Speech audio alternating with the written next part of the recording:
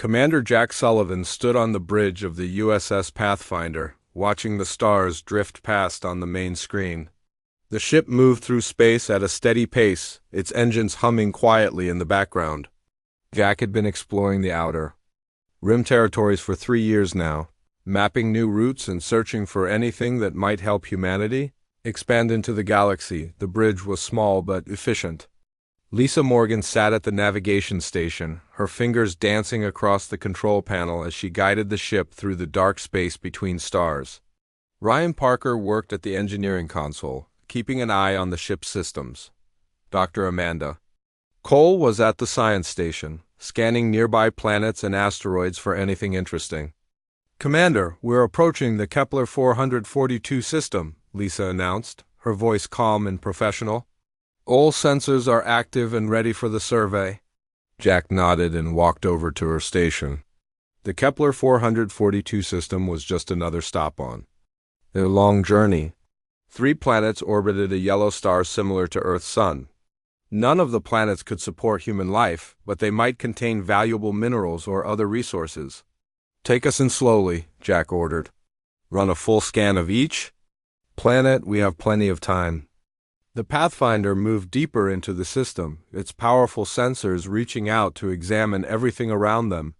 The first planet was a ball of rock and ice, too cold to be useful. The second planet was covered in thick clouds that hid its surface. From view, the third planet was smaller and seemed to be mostly desert. Ryan looked up from his console with a puzzled expression. "Commander, I'm getting some strange readings from the quantum sensors. There's something out there that doesn't match our star charts." Jack frowned and moved to the science station where Amanda was already working on the problem. Her screen showed a complex pattern of energy readings that seemed to shift and change as they watched. "What do you think it is?" Jack asked. Amanda shook her head. "I've never seen anything like it. The energy signature is unlike any star, planet, or asteroid we've encountered. It's almost like space itself is twisted in that area." Lisa's voice cut through their conversation. "Commander, the navigation computer is having trouble calculating our position near that anomaly. It's like the normal rules of space don't apply." "There," Jack made a decision. "Change course. Let's take a closer look at whatever that thing is." The Pathfinder turned toward the mysterious energy readings. As they got closer, the ship's sensors began to pick up more details. The anomaly wasn't visible to the naked eye, but their instruments showed a region of space where gravity and energy behaved in impossible ways. "It's some kind of fold in space," Amanda said, her excitement growing. "The gravitational forces are creating a distortion that might allow faster travel between distant points."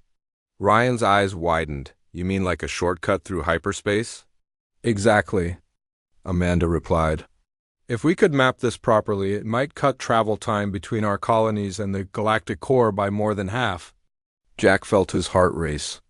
A discovery like this could change everything for humanity. Trade routes would become faster and cheaper. Communication between distant worlds would improve. Military ships could reach trouble spots in record time. "Can we get closer?" he asked. Lisa checked her instruments. "The gravitational fields are strong, but the ship can handle it." "I recommend we approach slowly and be ready to back away if things get dangerous." The Pathfinder crept forward, its hull groaning slightly as the strange forces pulled at it from different directions. The energy readings grew stronger with each passing minute. On the main screen, they could see space itself seeming to bend and twist in ways that hurt to look at directly. "Commander," Amanda called out, "I'm detecting some kind of structure. Inside the anomaly, it's artificial, definitely not natural."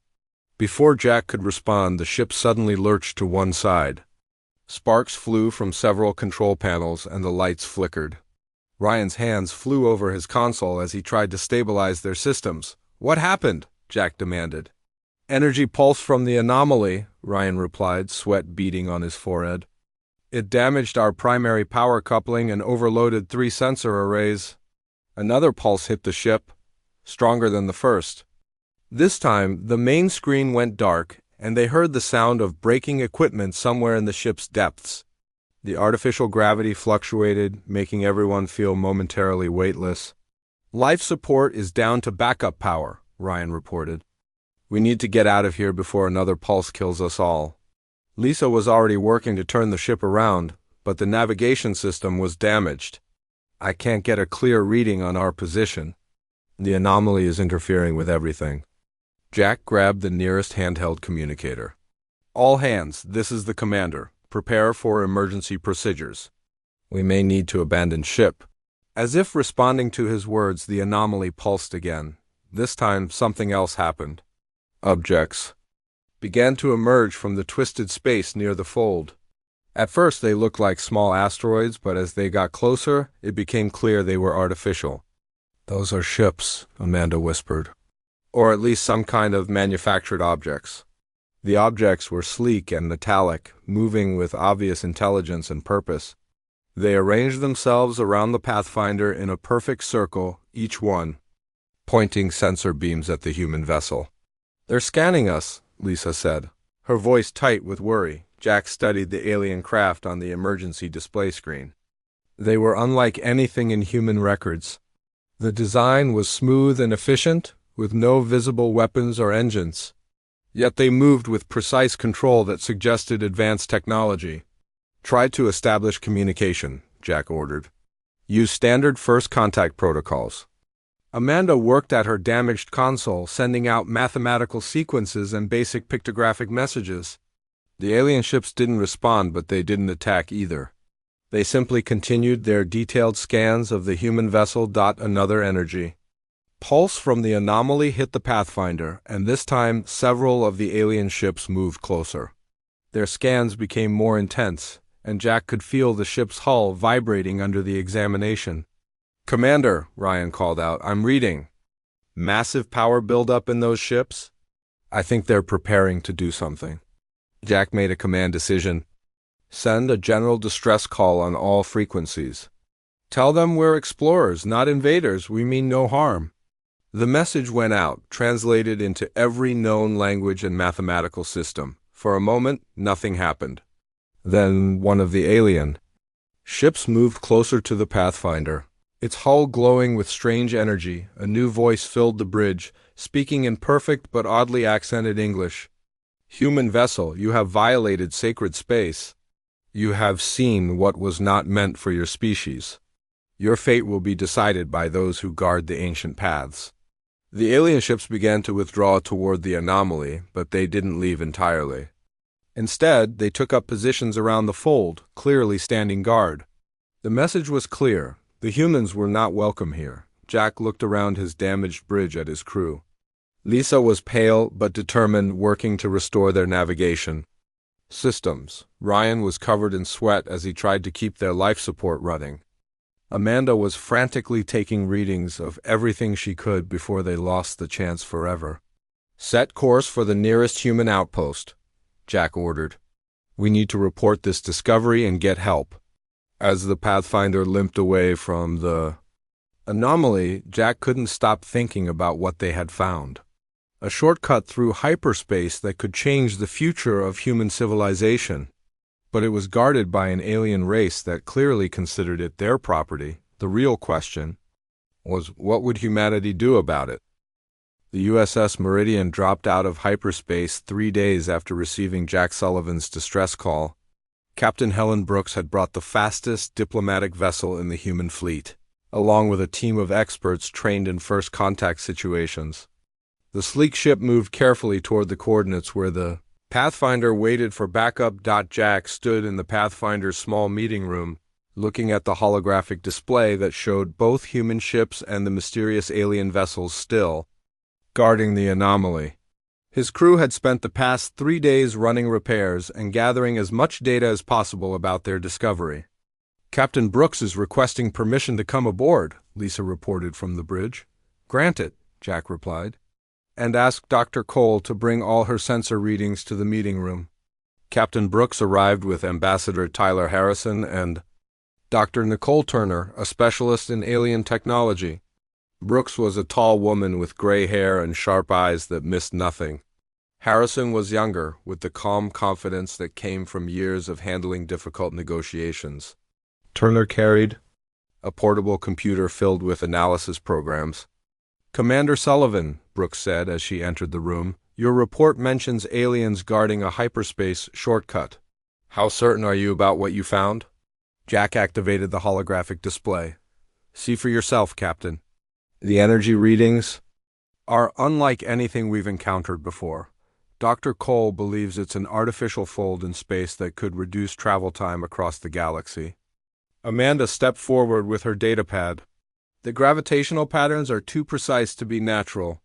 Someone built this thing, and they're protecting it with advanced technology." Turner studied the readings with growing excitement. "This is incredible. The energy requirements for creating a stable hyperspace fold would be enormous. Whatever race built this has technology far beyond our current capabilities." Ambassador Harrison frowned at the display. "What about the aliens themselves? What do we know about them?" "They spoke to us in perfect English," Jack said. "They called the space around the anomaly sacred and said we had violated it. They mentioned those who guard the ancient paths as if this isn't the only shortcut they control." Brooks nodded slowly. "Which means we're dealing with a civilization that's been around long enough to build a network of these things. They probably see us as newcomers who stumbled into their territory." The meeting was interrupted by an urgent call from the bridge. "Captain Brooks, we have multiple ships emerging from the anomaly. They're much larger than the ones we saw before."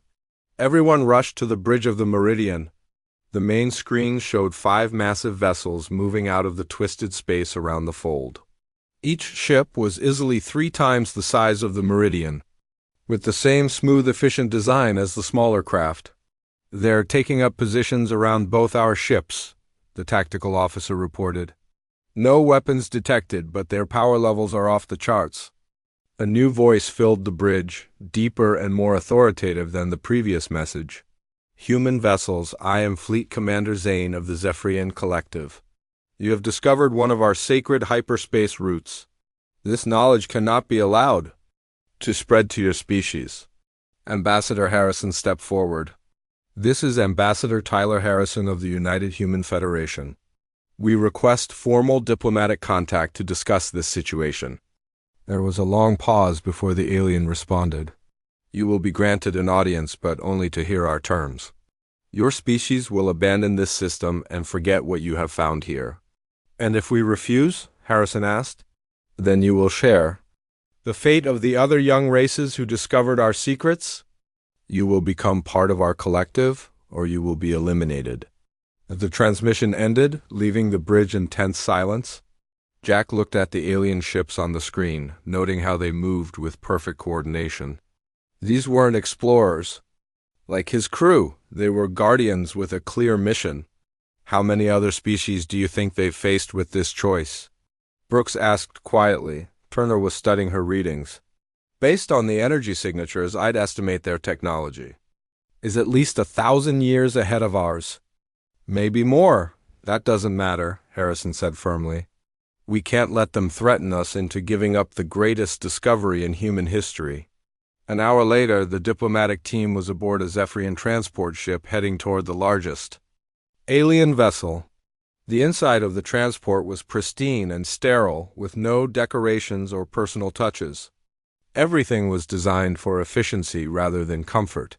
The Zephyrians who escorted them were tall and thin, with pale skin and large eyes that seemed to take in everything at once. They wore simple gray uniforms and moved with mechanical precision. None of them spoke during the journey. Fleet Commander Zane met them in a vast chamber aboard the flagship. He was older than the other Zephyrians, with silver hair and robes that marked his rank. Behind him stood a dozen other aliens, all watching the humans with cold interest. "Welcome to the Eternal Passage," Zane said, gesturing to the chamber around them. "This ship has guarded hyperspace routes for over 3,000 years. We have seen many species like yours discover our network." Harrison stepped forward. "We're honored by this meeting, Commander. We hope we can find a solution that benefits both our peoples." Zane's expression didn't change. "There are only 2 solutions, Ambassador. You can join our collective as a subordinate species, helping us maintain and guard the routes. Or you can be eliminated as a threat to the order we have maintained for millennia. What happened to the other species you mentioned? Turner asked. Some chose to join us. They now serve as workers and technicians throughout our empire. Others chose to fight. Zane paused. They no longer exist. Jack felt his anger rising. You're talking about genocide. We are talking about necessity, Zane replied. The hyperspace network is the foundation of galactic civilization. It cannot be allowed to fall into the hands of primitive species who would use it for war and conquest. Harrison tried to keep the negotiation on track. What if we proved we could be trusted? What if we showed you that humanity seeks cooperation, not conquest? Zane laughed, a sound like grinding metal. Every species says the same thing. They promise peace and cooperation right up until they have enough power to challenge us. We have learned not to trust the words of younger races. Then what's the point of this meeting? Brooks asked. To give you the choice, Zane said. You have 48 hours to decide. Will you join us as servants, or will you force us to eliminate your species as a threat? The Zephyrian leader gestured to his guards.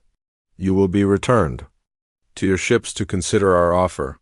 When the time is up, we will expect your answer. As they were escorted back to the transport, Turner whispered to Harrison. He's not bluffing. I can see weapon systems on every ship. They have the power to destroy our entire fleet. Maybe, Harrison whispered back. But they're making a mistake if they think humans only have two options. The transport returned them to the Meridian, where Brooks immediately called a meeting of all senior officers. The main conference room was crowded with people from both ships, all looking worried about their situation. They've given us 48 hours, Brooks announced. But I don't think anyone here is willing to accept slavery or extinction. Jack stood up. There has to be a third option. Humans don't back down from bullies even when they're bigger than us. Ryan Parker, who had been quiet during most of the meeting, finally spoke up. What if we could figure out how their technology works? If we could build our own hyperspace shortcuts, we wouldn't need theirs. Turner shook her head. That would take decades, maybe centuries. We don't have that kind of time. Maybe we don't need to build it from scratch, Amanda said thoughtfully. What if we could modify their existing technology? Use human innovation to improve on their design? Brooks looked around the room at the determined faces of her crew. It's a long shot, but it's better than the alternatives. How do we start? Jack smiled grimly. First, we need to get back to that anomaly and take a much closer look at what we're dealing with. If the Zephyrians think they can intimidate humanity into submission, they're about to learn they picked the wrong species. The meeting broke up with everyone rushing to their stations. Outside the viewports, the alien ships continued their silent watch, unaware that the humans were already working on a solution that would change everything. Admiral Karen Mitchell received the emergency transmission from Captain Brooks while she was reviewing supply reports in her office on Luna Station. The message was brief but clear. Humanity had discovered alien-controlled hyperspace shortcuts, and they had less than 36 hours to respond to an ultimatum that offered only slavery or death. Karen stood up from her desk and walked to the large window that looked out over the lunar surface. In the distance, she could see the massive shipyards where humanity's newest vessels were being built. The fleet had grown strong over the past decades, but nothing they had could match the technology described in Brooks' report. Computer, connect. Me to Admiral Chun at Mars Command and Admiral Rodriguez at the Titan Research Station, she ordered. Within minutes, the holographic images of her two fellow admirals appeared in the office. Both looked grim as they reviewed the data from the Pathfinder and Meridian. How reliable is this information? Admiral Chun asked. Commander Sullivan is one of our best scout captains, Karen replied. And Captain Brooks confirms everything in her report. The Zephyrians have technology that's centuries ahead of ours. Admiral Rodriguez studied the technical readings. These energy signatures are incredible. If we could understand how they work, it would revolutionize space travel for humanity. That's exactly what I'm thinking, Karen said. But we need our best people on this immediately. I want every expert we have working on the problem. She turned to her communication console. Get me Dr. Nicole Turner's research team in contact. Lieutenant Colonel Steve Adams. Tell him to prepare his Special Operations Unit for immediate deployment. 2 hours later, Karen was aboard the fastest ship in the fleet, racing toward the Kepler 442 system. With her was a team of scientists, engineers, and military specialists who had been hastily assembled from across the solar system. The ship's main conference room had been converted into a mobile laboratory. Dr. Turner was already working with Ryan Parker and Amanda Cole, comparing the sensor readings from the Pathfinder with theoretical models of hyperspace physics. Their preliminary analysis was both exciting and terrifying. The good news is that their technology follows the same basic physical laws as ours, Turner explained to the assembled team. The bad news is that they've had thousands of years to perfect it. Lieutenant Colonel Adams studied the tactical reports. What about their defenses? How do we get close enough to study the technology without being destroyed? That's where human creativity comes in, Karen said. The Zephyrians have been dealing with species that either submit or fight directly. They might not expect us to try something completely different. Ryan looked up from his calculations. What if we don't try to fight their technology? What if we find a way to work with it instead? Amanda nodded enthusiastically. The hyperspace fold is artificially maintained, but it's based on natural quantum mechanics. If we can understand the underlying principles, we might be able to create our own version. How long would that take? Adams asked. Normally, decades, Turner admitted. But if we can get close enough to study their installation, we might be able to reverse engineer the key components in days rather than years. Karen made her decision. Colonel Adams, I want you to prepare a covert mission to infiltrate the Zephyrian installation. Dr. Turner, you'll work with our engineers to develop a human version of their technology. We have less than 24 hours to make this work. The Admiral's ship arrived at the Kepler 442 system just as the deadline was approaching. The Zephyrian fleet had grown larger, with more ships emerging from the hyperspace fold. They arranged themselves in a defensive formation around the anomaly. Clearly expecting trouble, Captain Brooks met Karen aboard the Meridian. Admiral, the Zephyrians have been sending increasingly aggressive messages. They want our answer within the next 6 hours. They'll get an answer, Karen said grimly. Just not the one they're expecting. Colonel Adams had been studying the alien formation through high-powered telescopes. Their ships are powerful, but their tactics are predictable. They're used to intimidating opponents into submission. They're not prepared for a species that refuses to give up. The first part of the plan involved Dr. Turner's team creating a diversion. They had modified the Pathfinder's engines to produce a massive energy pulse that would temporarily disrupt the sensors of the Zephyrian ships. It would only last a few minutes, but it might be enough for Adams and his team to reach the installation. Remember, Turner told Adams as his team prepared for the mission, we need detailed scans of their quantum generators. Without that information, we can't build our own system. Adams nodded and led his team to a specially modified shuttle.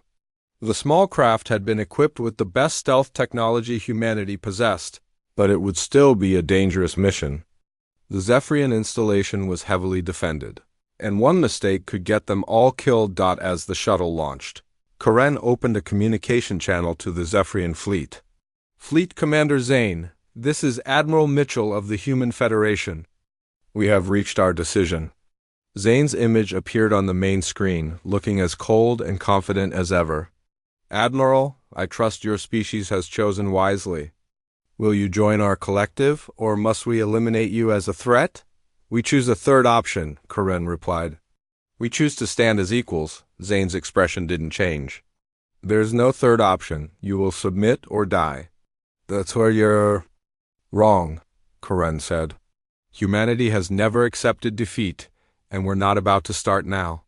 At that moment, the Pathfinder released its energy pulse. The wave of disrupted space-time washed over the Zephyrian ships, causing their sensors to flicker and fail. Several of the alien vessels lost formation as their navigation systems struggled to compensate. Adam's shuttle used the confusion to slip past the outer defenses and approach the installation hidden within the hyperspace fold. The structure was massive, stretching for kilometers in all directions. Its surface was covered with complex machinery that bent space and time to maintain the artificial shortcut. "Beginning scans now," Adams reported over the radio.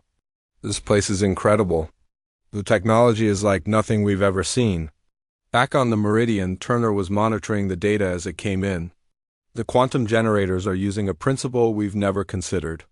They're not just bending space, they're actually creating temporary parallel dimensions." Ryan Parker was working frantically at his console. "If we can replicate that principle with human technology, we could create our own network of shortcuts. We wouldn't need to depend on the Zephyrians at all."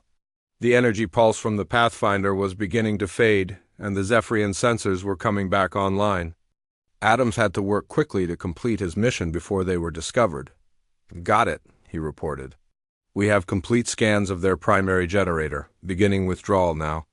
But as the shuttle tried to leave the installation, it was spotted by a Zephyrian patrol. Energy beams lanced out from the alien ships, barely missing the small human craft. Adams pushed the engines to their limits, dodging through the complex machinery of the installation. "They're onto us," he called out. "We need extraction now." Karen was already moving. "All ships move to intercept. Cover that shuttle." The human fleet surged forward, their weapons firing at the pursuing Zephyrian ships. It wasn't enough to cause serious damage, but it forced the aliens to focus on the larger threat instead of the escaping shuttle. Adams' shuttle made it back to the Meridian just as the Zephyrian fleet regrouped. Zane's voice filled the communication channel, filled with anger for the first time. "You have violated our sacred installation. This act of aggression will not be tolerated." "We're not asking for your tolerance," Karen replied. "We're telling you that humanity will not be intimidated." Turner was already analyzing the data from Adam's mission. "Admiral, I think we can do this. The scans show us exactly how their technology works. With some modifications, we can create our own hyperspace generator." "How long?" Karen asked. "Give me 12 hours and the full resources of the fleet," Turner said. "We'll show these aliens what human ingenuity can accomplish." As the two fleets faced each other across the void, both sides prepared for what might be the most important battle in galactic history. The Zephyrians had their ancient technology and thousands of years of experience. But humanity had something they had never encountered before: the absolute refusal to accept defeat, no matter how impossible the odds might seem. Dr. Nicole Turner had not slept in 18 hours. Her eyes burned from staring at computer screens and her hands shook from too much coffee, but she kept working. The data from Colonel Adams' mission was spread across dozens of monitors in the Meridian's converted laboratory. Every piece of information could be the key to humanity's survival. "The quantum matrix is more complex than we thought," she told Ryan Parker, who was working beside her. "The Zephyrians don't just bend space. They create tiny pockets of alternate reality and link them together." Ryan nodded, his own exhaustion showing. "But look at this pattern here. The energy flow follows the same principles as our hyperspace engines. We just need to scale it up and modify the frequency." Amanda Cole was working at another station, analyzing the biological components of the Zephyrian system. "There's something else. The installation isn't fully automated. It requires constant input from living minds to maintain stability." "Living minds?" Turner looked up from her calculations. "You mean the Zephyrians have to actively control the system?" "More than that," Amanda said excitedly. "The quantum field responds to thought patterns. That's why their network is so stable. They use their own neural activity to guide the hyperspace folds." Turner felt a spark of inspiration. "What if we could do the same thing? Human brains work differently than Zephyrian minds. We might be able to create a more flexible system." On the bridge of the Meridian, Admiral Mitchell was watching the countdown timer that showed less than 4 hours remaining until the Zephyrian deadline. The alien fleet had grown even larger, with massive battleships emerging from the hyperspace. Fold, their weapons were charged and ready. Any word from the laboratory? Captain Brooks asked. Dr. Turner thinks she's close to a breakthrough, Mitchell replied, but close might not be good enough. Lieutenant Colonel Adams approached the Admiral with his tactical report. The Zephyrians have enough firepower to destroy our entire fleet. 10 times over. If we're going to make a move, it has to be soon. Mitchell studied the display showing both fleets. What about that idea of using the prototype during the battle? Could we activate it while under fire? It's risky, Adams admitted. We'd have to get close to the original anomaly, and that's exactly where their heaviest defenses are concentrated. In the laboratory, Turner was making final adjustments to the human hyperspace generator. The device was much smaller than the massive Zephyrian installation, but it incorporated several improvements that made it more efficient. The key difference is adaptability, she explained to the team gathering around her workstation. Zephyrian technology is powerful but rigid. Once they set up a hyperspace route, it stays the same for centuries. Our system can be modified in real time. Pilot Jenny Foster had been called in to test the neural interface component. As she placed the specially designed headset over her temples, she felt a strange tingling sensation. What am I supposed to do? She asked. Turner monitored the readings. On her screen, just think about travel. Imagine moving from one point to another instantly. The system will respond to your thoughts. Jenny closed her eyes and pictured the space around the Kepler 442 system. In her mind, she could see the twisted region where the Zephyrian anomaly existed. As she focused on the image, the prototype generator began to hum with power. It's working, Turner said with amazement. The quantum field is responding to her neural patterns. Jenny, try to imagine creating a new pathway. Jenny concentrated harder, visualizing a tunnel through space that connected two distant points. The generator's hum grew louder, and energy readings spiked across all the monitors. Incredible, Ryan whispered.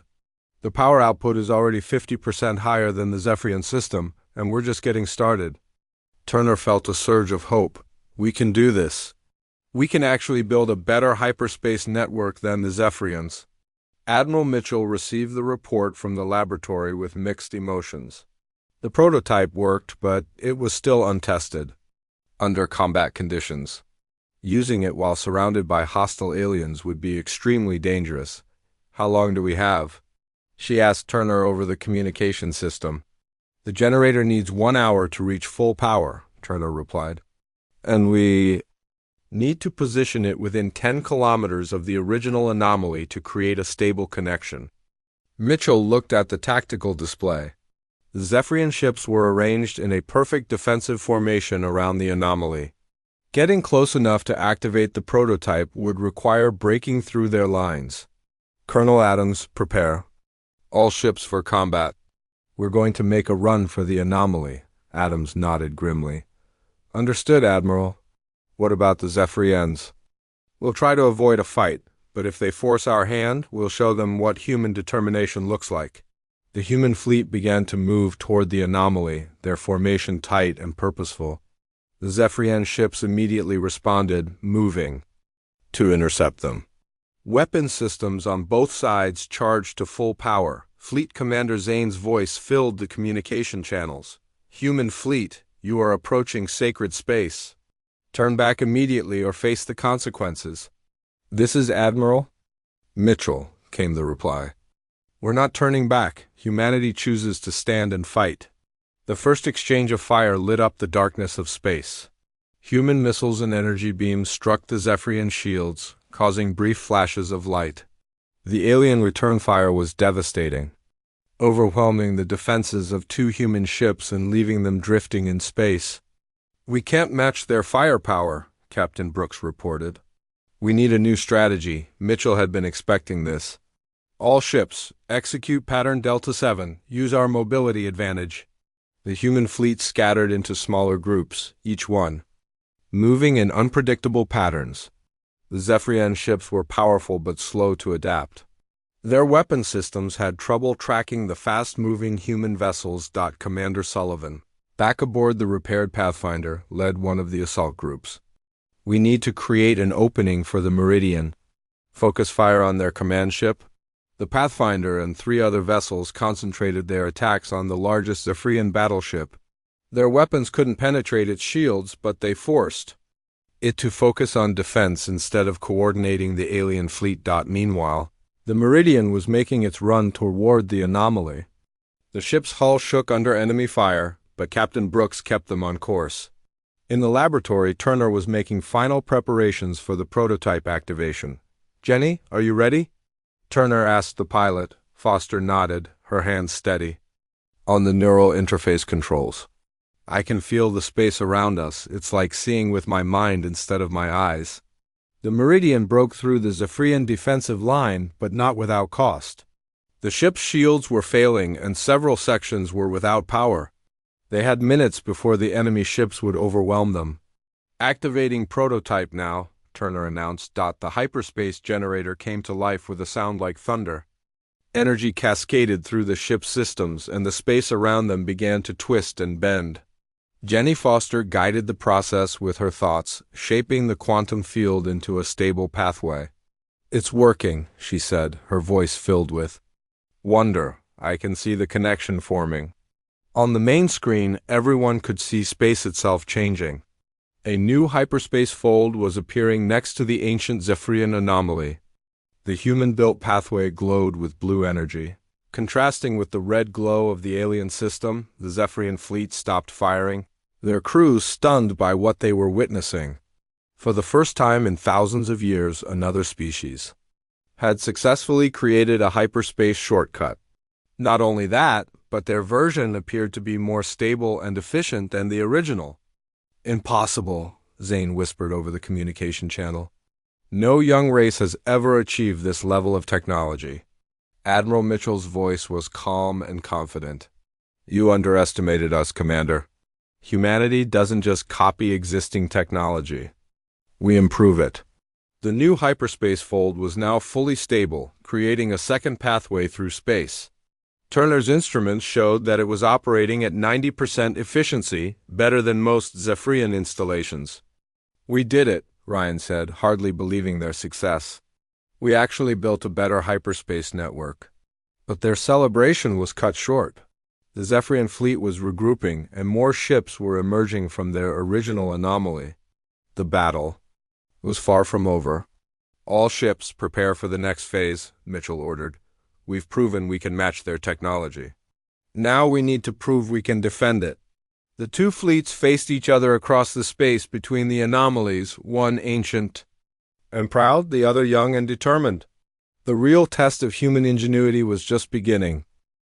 Fleet Commander Zane stared at the human hyperspace fold with disbelief.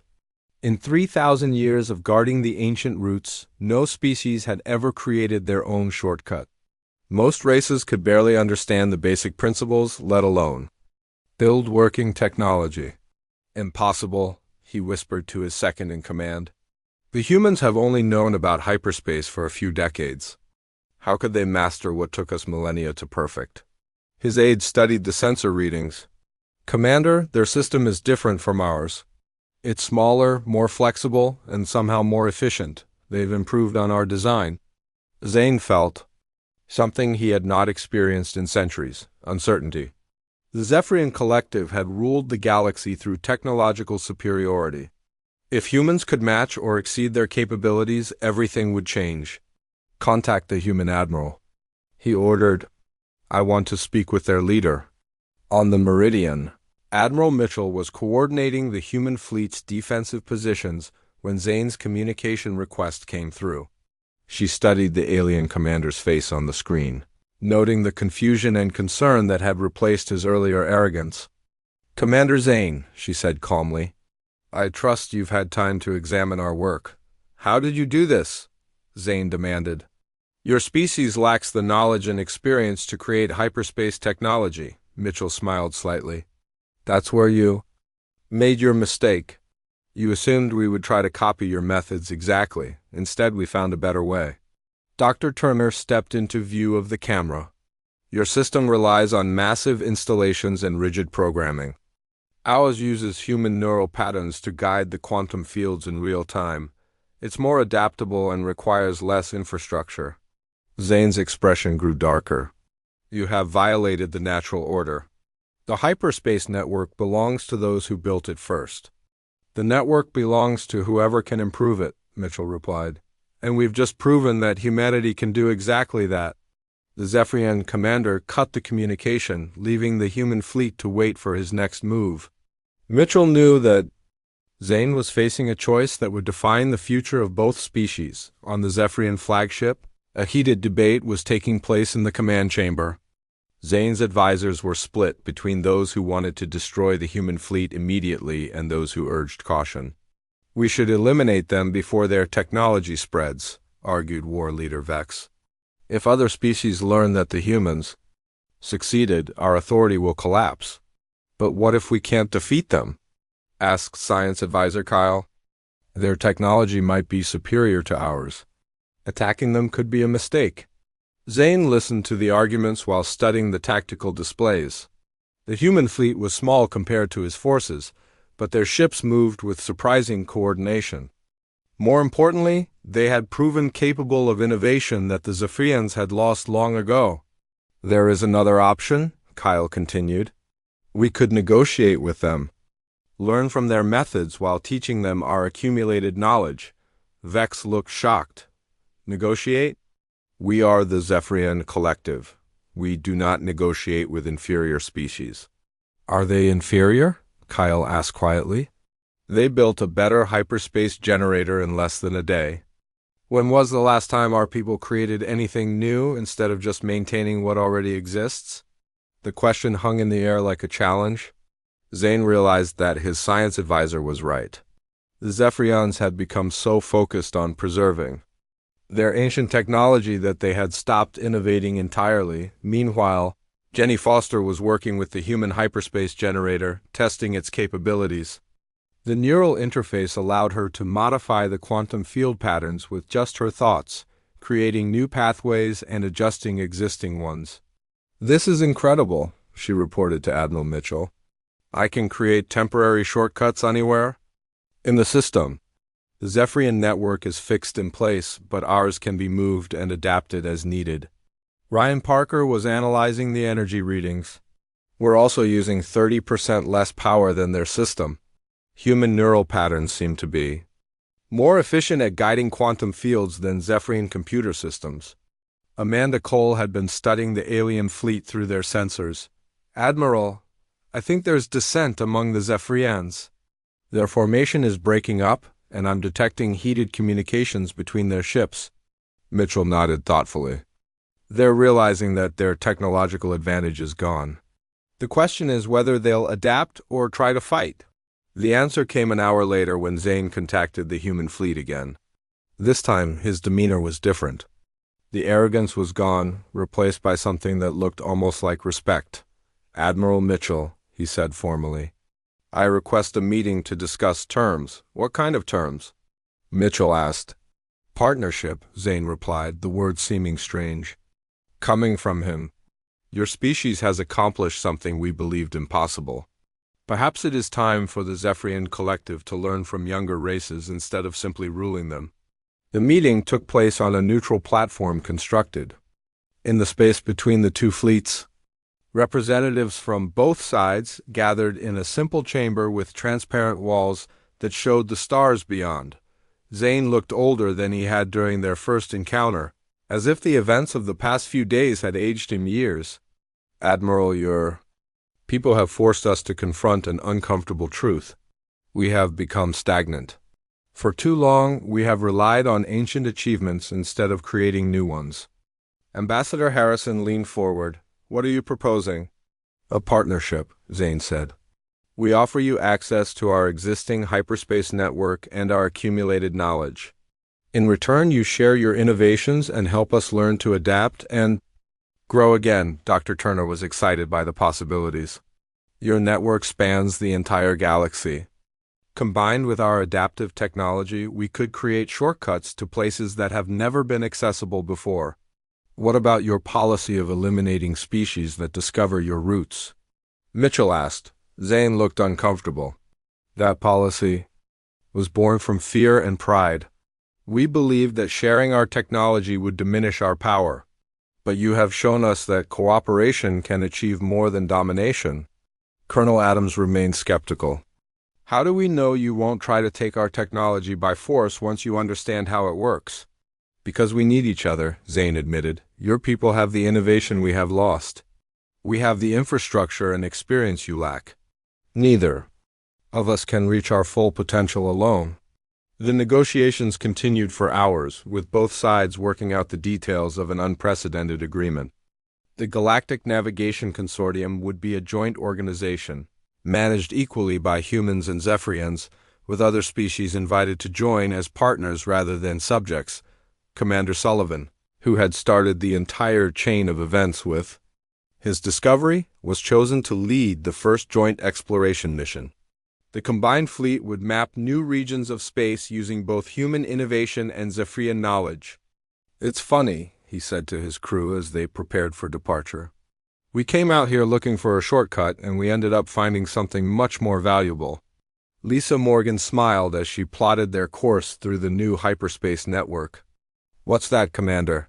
"Proof that different species can accomplish more together than they ever could apart?" Sullivan replied. The joint fleet disappeared into the hyperspace fold, beginning a new age of galactic exploration. Behind them, the permanent installation was already being upgraded with human innovations, creating a hub that would serve travelers from dozens of different worlds. Admiral Mitchell stood on the bridge of the Meridian, watching as human and Zephyrian ships worked together to construct new facilities. The partnership was still fragile, but it represented hope for a future where cooperation replaced domination. "Admiral," Jenny Foster called from the navigation station, "I'm detecting new hyperspace signatures." Other species must have noticed. "Our activities," Mitchell nodded, "open communication channels. If they're curious about what we've built here, let's invite them to join us." The message went out across the galaxy, carried by the improved hyperspace network to every corner of known space.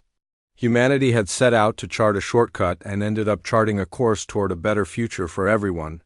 Years later, the discovery at Kepler 442 would be remembered as the moment when the galaxy truly became connected, not through conquest or domination, but through the human belief that every species had something valuable to contribute to the whole.